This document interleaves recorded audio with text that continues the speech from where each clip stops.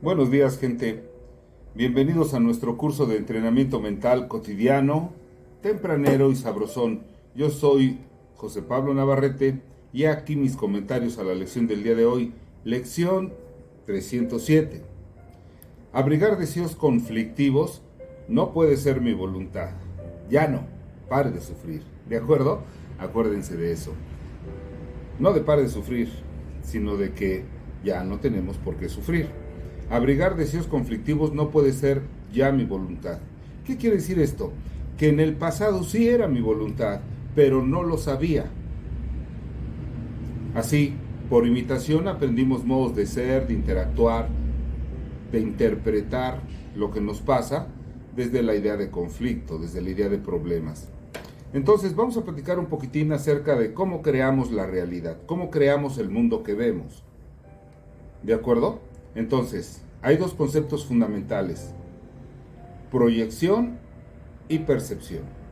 Entonces esto quiere decir que al nacer, tus figuras parentales, es decir, tus padres, tus parientes cercanos, metieron en tu cabeza una increíble cantidad de principios, valores, pensamientos, ideas que tú creíste que eran tuyos, los hiciste tuyos. Y luego con estos pensamientos ves el mundo.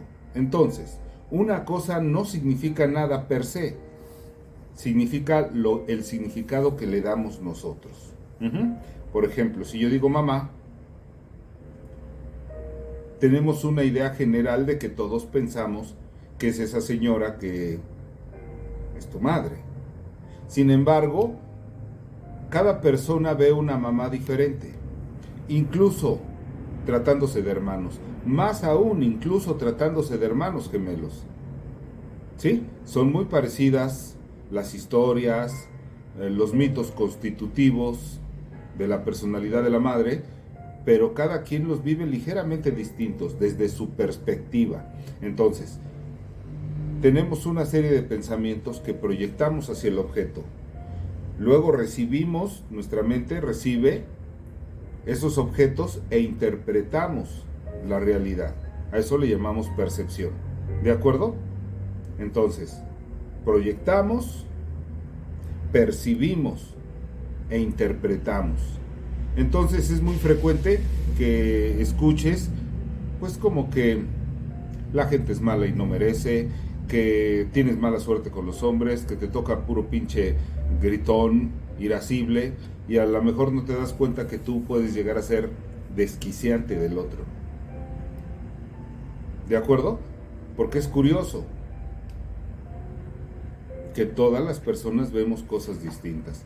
Por ejemplo, llega la amiga y te dice que conoció un hombre alto, morenito claro, de pelitos parados, trompudito, de ojitos aparrados, guapísimo, y tú lo ves y dices, sí está bien apocalipto, está bien nahual, ¿de acuerdo? Cada quien ve distinto, ¿sí? Eso es un hecho. Por eso las discusiones terminan siendo estériles, porque no podemos convencer al otro de nuestra visión. Entonces, ¿cómo se dan a veces estas reflexiones en las que uno dice, un momento, puede ser que tengas razón, sí, he estado equivocado? Bueno, pues porque la convivencia con la persona, con otros sistemas de ideas, te llevan a comprobar que tus sistemas de ideas son muy limitados o que tienen serias fallas o que sus argumentos no son lógicos. Y si tú tienes la actitud de crecer, de cambiar, comienzas a adoptar estos nuevos pensamientos y los integras a tu caja de herramientas. Está bonito, ¿no? Bueno, entonces estamos hablando de que yo ya no quiero abrigar conflicto en mi mente, porque la voluntad de Dios no es que yo viva de una manera conflictiva o que experimente conflicto, que es más o menos como sinónimo de sufrimiento. ¿De acuerdo? Entonces amoldo mi voluntad a la de Dios. Entonces, toda emoción negativa, de enojo, claro, de tristeza, de sufrimiento, de miedo en general, implica un conflicto. Me explico. Vamos a suponer que estabas muy entusiasmada con un tipo y luego sentiste que este tipo no era como tú pensabas y sufres. ¿Qué quiere decir? que tenías un deseo de que este fuera un hombre totalmente o parcialmente de acuerdo a tu manera de pensar, cuando este hombre actúa de una manera distinta, tienes un sentimiento de dolor. Eso es un conflicto. Es decir, un deseo, que es una cuestión interna, choca con la realidad externa. Y eso causa sufrimiento. Porque tengo la idea de conflicto. En lugar de sentir una inteligente fascinación por lo diferente, lo exótico, poner la mente abierta y receptiva y analizar a ver si esta persona está sumando o no. Pero sucede al revés, porque tenemos esta instancia mental que llamamos ego, que rechaza todo lo diferente. Entonces llega un fulano y te empieza a decir, eres un ser impecable. La culpa no te ayuda, no te sirve de nada, ¿sí? La culpa no tiene nada que ver con Dios. A Dios no le interesa tu sentimiento de culpa. Tu sufrimiento no te dignifica. Y dices, un momento, este me quiere lavar el casco. ¿Estamos? Porque no traes ese chip. Eres impecable. Entonces esta lección tiene mucho que ver con el perdón. El perdón bien entendido es mi semejante y yo, por supuesto, somos inocentes. No somos pecadores, porque nosotros no pusimos las programaciones que nos llevan a cometer los actos que hemos cometido. Peor aún, quizá esos actos por los que te sientes culpable ni siquiera son malos. Quizá sean inconvenientes, quizá no sean del todo morales, pero no necesariamente malos. Y entonces el ego rechaza porque tiene miedo. Tiene miedo a lo desconocido. Y a la gente le cuesta mucho trabajo, cambiar las ideas conflictivas que tiene con Dios, como un Dios que juzga, castiga y condena. Por bien absurdo que es este pensamiento, es hasta grotesco, porque ¿cómo puedes pensar cosas así de Dios? La gente no lo quiere soltar porque tiene miedo. Dice, ¿qué tal si el pinche Pablo nomás anda diciendo mentiras y luego me voy al infierno con todo y zapatos? Bueno, entonces necesitamos reflexionar. La voluntad de Dios, podríamos decir, es que utilices esa inteligencia tuya, que es a semejanza de la de Dios. ¿De acuerdo?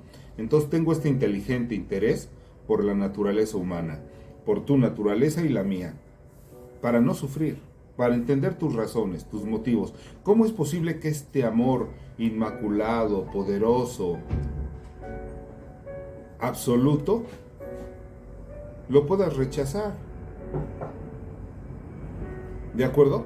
¿Cómo es posible que me puedas sustituir por ese tipo tan nefasto? No, ¿verdad? Yo tengo que entender por qué piensas así.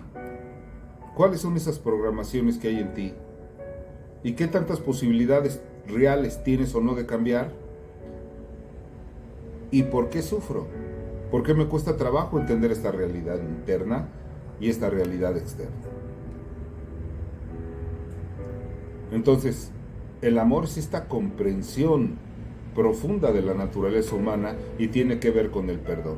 Todos somos inocentes, todos somos impecables, pero todos tenemos la oportunidad de cambiar estas percepciones erróneas que tenemos de la vida, de las personas, de las cosas e incluso de uno mismo. Y pare de sufrir. Entonces, tenemos deseos voluntariosos. A mí me enseñaron a pensar de esta manera y quiero que la realidad se ajuste a mis pensamientos.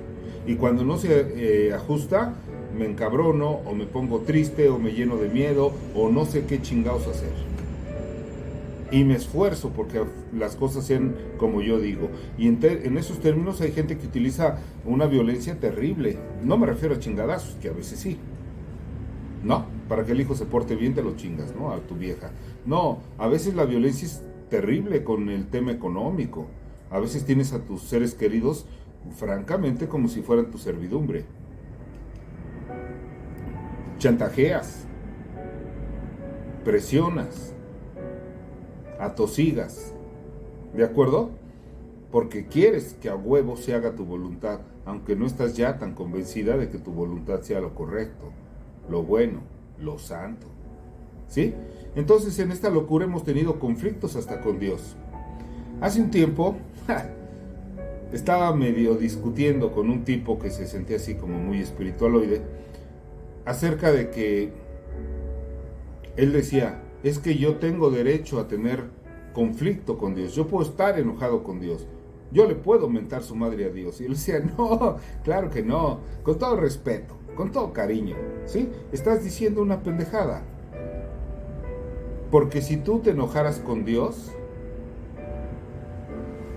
tienes una idea muy pendeja de lo que es Dios. Estás creando un Dios a tu imagen y semejanza. Pero Dios no es a tu imagen y semejanza. ¿Cómo crees? Otra situación muy padre, ¿sí? Es importantísimo. Dios no se puede ofender con tus tonterías. Puedes hacer las blasfemias más terribles. Puedes ser un soberbio de mierda. No ofendes a Dios. Puedes hacerle daño a los hijos de Dios, al Hijo del Hombre. No ofendes a Dios. ¿De acuerdo? Dios no quiere más a los buenos y menos a los malos. Ser bueno es una cosa delicada. Duda de todas esas personas que se sienten buenas o se creen buenas, o que incluso puedan serlo. Pero el bueno inevitablemente juzga. No puede ser bueno sin juzgar. Es imposible. Entonces tenemos conflictos porque hay un choque entre nuestros instintos, nuestros deseos, nuestros anhelos y la moral y los principios y qué va a decir la gente. ¿De acuerdo? La necesidad de reconocimiento. Entonces el problema es constitutivo de nuestra mente, culturalmente hablando. Tan es así que el conocimiento científico que mucha gente cree que es la neta del planeta, afortunadamente muchos científicos no creen eso. El conocimiento científico es un conocimiento que se genera bajo ciertas condiciones, pero no es la neta, no es la verdad absoluta de las cosas. ¿De acuerdo? Pero bueno. Uno de los pasos fundamentales del método científico es el planteamiento del problema. ¿Cuál problema? No había ningún problema. ¿Te das cuenta? Bueno, los problemas de matemáticas. ¿Cuáles problemas? Son ejercicios de matemáticas. ¿Viste? Problemas de pareja. No hay problemas de pareja.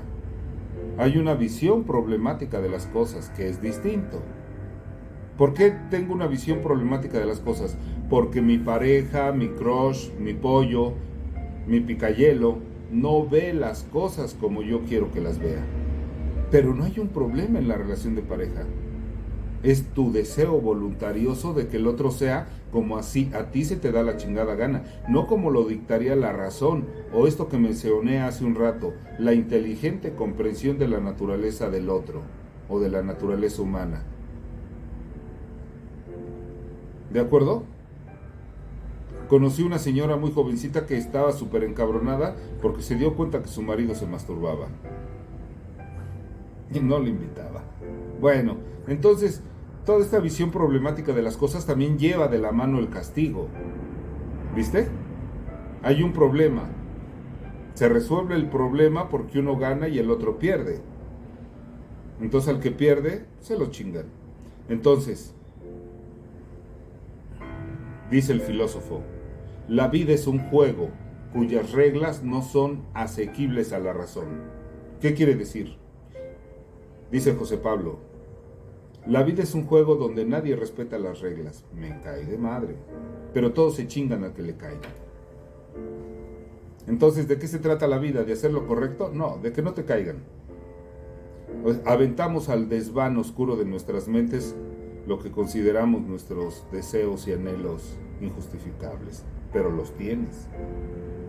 Y no es malo tenerlos. Pero hay que analizar y comprender por qué los tenemos. Bueno, entonces, hay que resolver nuestros problemas arquetípicos. ¿Cuáles son esos problemas? Que no comprendemos la naturaleza humana, no comprendemos la naturaleza femenina y la naturaleza masculina, y vivimos de acuerdo a estereotipos Y entonces tenemos eso que creemos que son problemas. Solamente es una falta de comprensión del otro. ¿Por qué el hombre es así? ¿Por qué la mujer es así? ¿Por qué mi madre es así? ¿Por qué mi padre es así? ¿Por qué yo soy así? ¿Por qué existen tantas reglas? ¿Porque son la neta del planeta? Claro que no. Entonces, imagínate que vas a la gasolinera y ahí hay un montón de letreros de no fumar. ¿Por qué crees que existe ese letrero? Porque había pendejos que fumaban. ¿De acuerdo? Entonces, muchas de las reglas que tenemos son porque nuestra conducta genera problemas sociales, no porque sean malos nuestros anhelos o nuestras motivaciones, son inconvenientes socialmente. Y entonces muchas veces de buena gana estamos en la disposición de sacrificar nuestros anhelos personales, pero otras veces no, y eso no nos hace malos. ¿Sale? Bueno, gracias.